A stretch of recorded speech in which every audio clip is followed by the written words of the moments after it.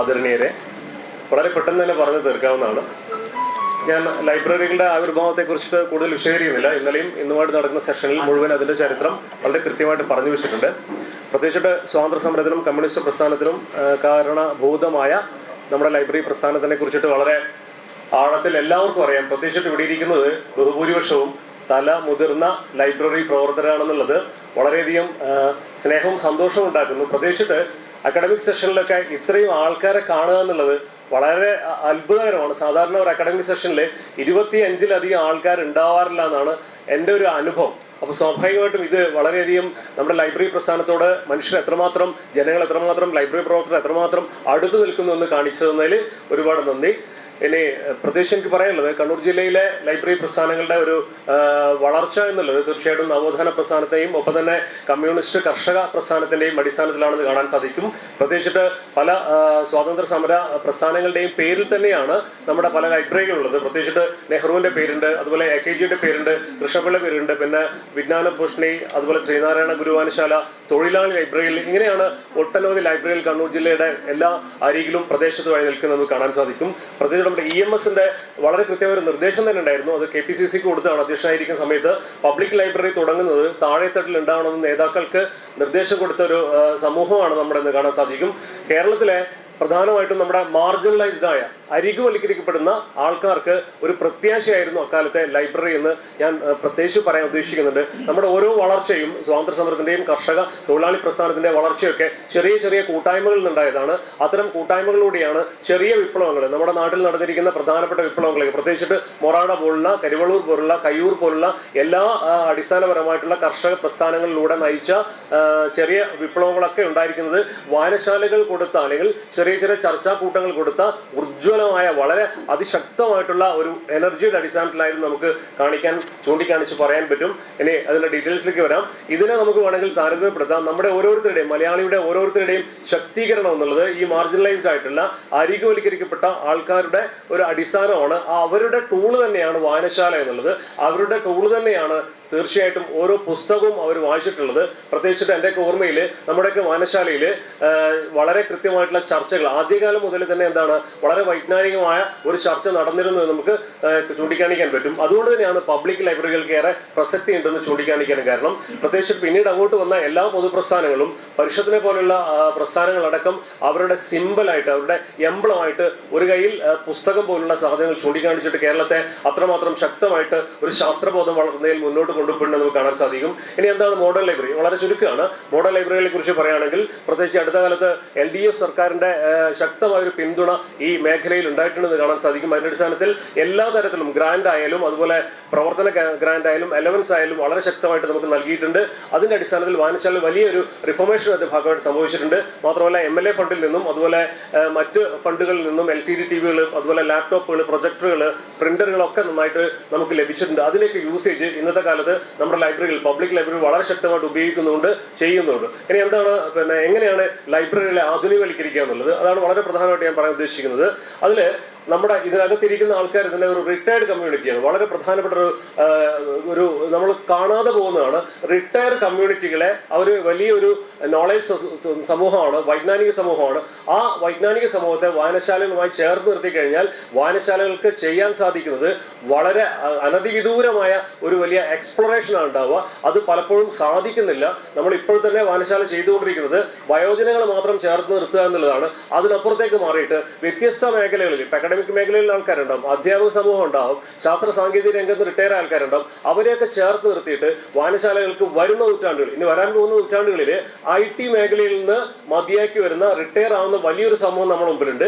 ആ സമൂഹത്തെ വായനശാലകളുമായി ചേർത്ത് നിർത്തിയിട്ട് നേരത്തെ മയിൽ വായനശാല ചെയ്തതുപോലെ 35ഓളം വായനശാലകളുള്ള മയിൽ പഞ്ചായത്തിലെ എല്ലാ വായനശാലകളിലെയും പുസ്തകങ്ങൾ ശേഖരിക്കാനുള്ള ഒരു സോഫ്റ്റ്വെയർ വികസിപ്പിച്ചതുപോലെ എവിടെയാണ്, ഏത് ഷെൽഫിലാണ്, ഏത് വായനശാലയിലാണ് ഈ പുസ്തകം ഉണ്ടെന്ന് കണ്ടെത്താൻ പറ്റുന്ന രീതിയിൽ വളരെ കൃത്യമായിട്ട് സോഫ്റ്റ്വെയർ വികസിപ്പിക്കാൻ ഈ വരുന്ന തലമുറകളുണ്ടാവണം. അതുകൊണ്ട് റിട്ടയർ സമൂഹത്തെ തീർച്ചയായിട്ടും നമ്മൾ ചേർത്ത് നിർത്തണമെന്നാണ് ഒന്നാമത്തെ ഒരു നിർദ്ദേശമായിട്ട് എനിക്ക് സൂചിപ്പിക്കാനുള്ളത്. കാരണം അവർ വീട്ടിലിരിക്കേണ്ടവരല്ല, നാട്ടിന്റെ നന്മയാണ് റിട്ടയർ ആയ സമൂഹം.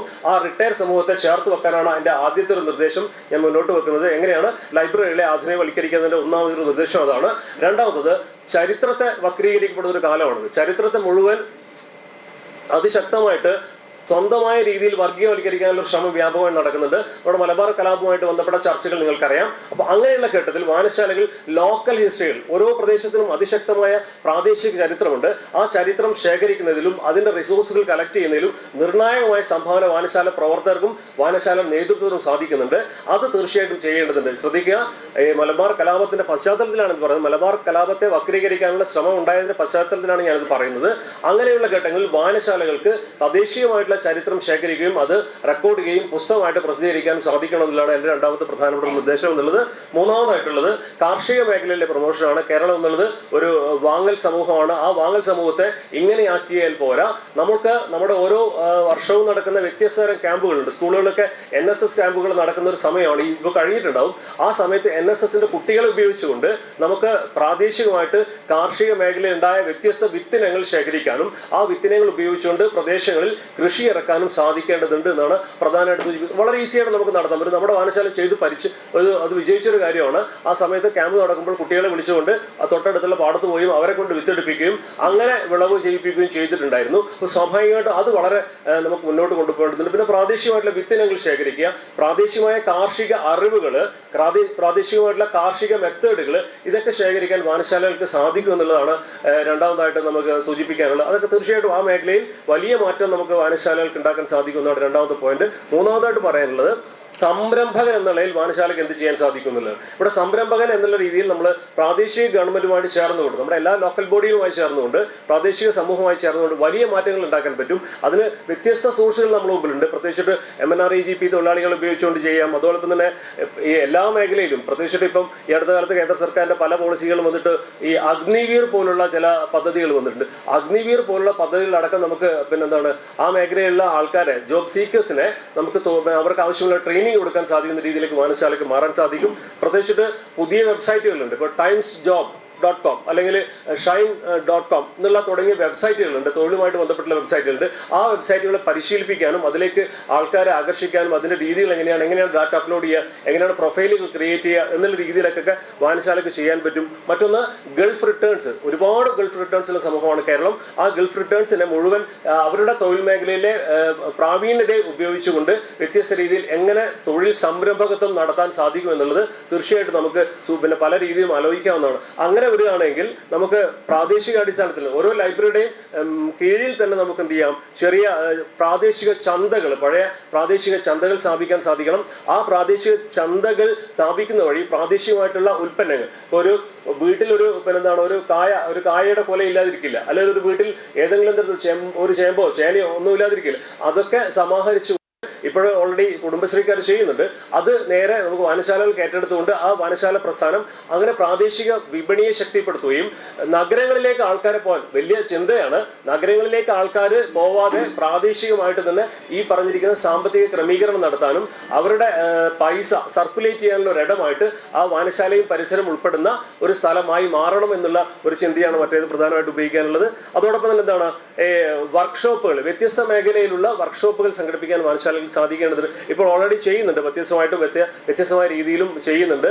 അതുകൊണ്ട് തന്നെ പുതിയ ഓപ്പർച്യൂണിറ്റീസ് വരുമ്പോൾ, പുതിയ തൊഴിൽ മേഖലകൾ വരുമ്പോൾ ആ മേഖലയിൽ ഉണ്ടാകുന്ന മാറ്റങ്ങൾ കൃത്യമായും അടയാളപ്പെടുത്തിക്കൊണ്ട് അത് കണ്ടെത്തിക്കൊണ്ട് ആ മേഖലയിൽ കൃത്യമായിട്ടുള്ള വർക്ക്ഷോപ്പുകൾ സംഘടിപ്പിക്കാൻ വായനശാലകൾ സാധിക്കണം. ഇത്രയാണ് എനിക്ക് പ്രധാനമായിട്ട് സൂചിപ്പിക്കാനുള്ളത്. അതുകൊണ്ട് തന്നെ എന്താണ് ഈ 4-5 പോയിന്റുകൾ ഇതിൽ മാത്രം നിൽക്കുന്നതല്ല. പ്രധാനമായിട്ട് ഞാൻ ഊന്നിയിരിക്കുന്നത് ഒന്ന് നമ്മുടെ റിട്ടയർഡ് കമ്മ്യൂണിറ്റീസിന് ഉപയോഗിക്കുക എന്നുള്ളതാണ്. അത് തീർച്ചയായിട്ടും നമുക്ക് ചേർത്ത് വെക്കാൻ സാധിക്കേണ്ടതുണ്ട്. മറ്റൊന്ന് ലോക്കൽ ഹിസ്റ്ററിയിൽ ഉണ്ടാകുന്ന അനവസരത്തിലുള്ള ഇടപെടലുകളെ നമുക്ക് തിരുത്താൻ സാധിക്കേണ്ടതുണ്ട്. മറ്റൊന്ന് കൃഷിയുടെ പ്രൊമോഷൻ, അത് വ്യത്യസ്ത രീതിയിൽ നമുക്ക് പ്രൊമോട്ട് ചെയ്യാൻ പറ്റും. വ്യത്യസ്ത രീതിയിൽ പ്രാദേശികമായിട്ടുള്ള റിസോഴ്സുകൾ ഉപയോഗിക്കാൻ പറ്റും. മൂന്നാമത് സംരംഭകൻ എന്നുള്ള രീതിയിൽ നമുക്ക് എന്ത് ചെയ്യാൻ സാധിക്കും എന്നുള്ളത് തീർച്ചയായിട്ടും നമ്മൾ പരിശോധിക്കേണ്ടതുണ്ട്. ഇത്രയും കാര്യങ്ങൾ നമ്മൾ ചെയ്തു കഴിഞ്ഞാൽ തന്നെ വായനശാല പ്രസ്ഥാനത്തെ ഒരു പരിധിവരെ നമുക്ക് ശക്തമാക്കാൻ സാധിക്കുമെന്ന് പറഞ്ഞുകൊണ്ട് മാത്രം ഞാൻ കൺക്ലൂഡ് ചെയ്യാണ്. ഏതെങ്കിലും തരത്തിൽ നിർദ്ദേശങ്ങൾ ഉണ്ടെങ്കിൽ ആ നിർദ്ദേശങ്ങൾ നിങ്ങൾക്ക് ചർച്ചയുടെ ഭാഗമായിട്ട് സൂചിപ്പിക്കാവുന്നതാണ്. നന്ദി, നമസ്കാരം. Thank you.